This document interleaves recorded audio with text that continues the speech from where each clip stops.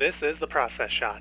I'm Michael. I'm feeling positively goofy, and it may or may not be due to The Bride of Frankenstein, another horror comedy sort of film from director James Whale, made back in 1935.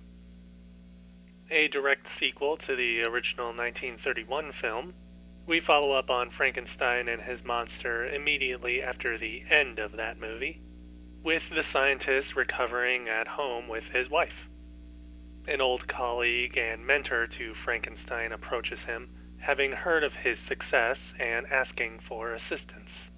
Frankenstein accepts, but is not only shocked by the nature of his old friend's creations, but his further request for Frankenstein to contribute his reanimation research towards a new project, the creation of a woman for Frankenstein's monster, which is still roaming the countryside. There's a few discrepancies between the end of Frankenstein and the beginning of this movie, such as a short framing device that paints the story as a creation of Mary Shelley herself, extending the ending of the first film and continuing the monster's reign of terror. There are a few other discrepancies between the two films when the story actually begins, namely in the actual production design shift from a relatively realistic setting to something very much more fanciful and at times flamboyant. It seems as if the filmmakers decided to ramp up the setting's sense of extravagance by creating wider set pieces filled with details of a rather wealthy lifestyle, or perhaps something more visually expressive.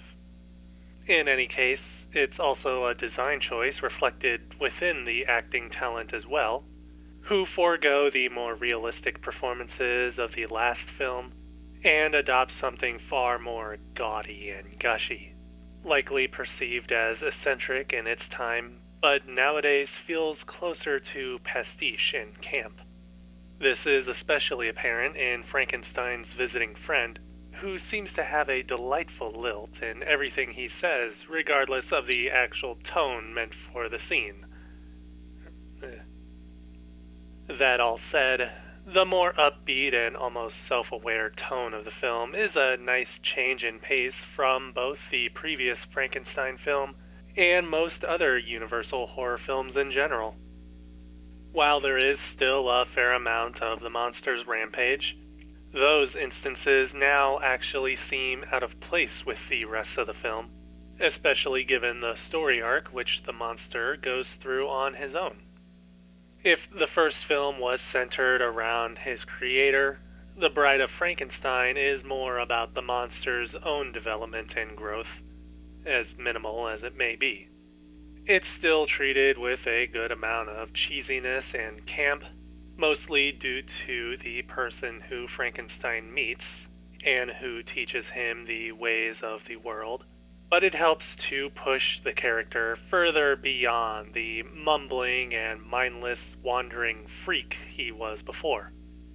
He does wander around for a while, though it's still kind of fun given the film's high production value, pitting his monstrous appearance against rather beautifully designed exterior settings, complete with flowing brooks and a herd of sheep. In any case, The Bride of Frankenstein is not only a fine follow-up to the first feature, but a stellar standalone film in its own right, thanks to its desire to separate itself. It may be a bit too flamboyant and campy for some viewers, but I feel like the filmmakers expected that and rolled with it anyways. At the end of the day, the movie seems to simply want to have fun with its premise, knowing that telling the same basic story twice about bringing life to the dead wouldn't be enough to make a real, lasting impact on an audience, whether it be a contemporary audience or even a present-day one.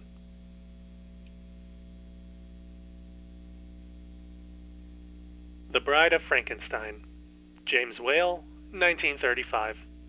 4 stars. I would definitely check this movie out.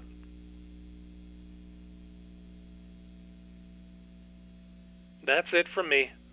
If you like this review, leave a like. If you didn't, leave a comment. As always, subscribe to the channel for more reviews. In the meantime, I've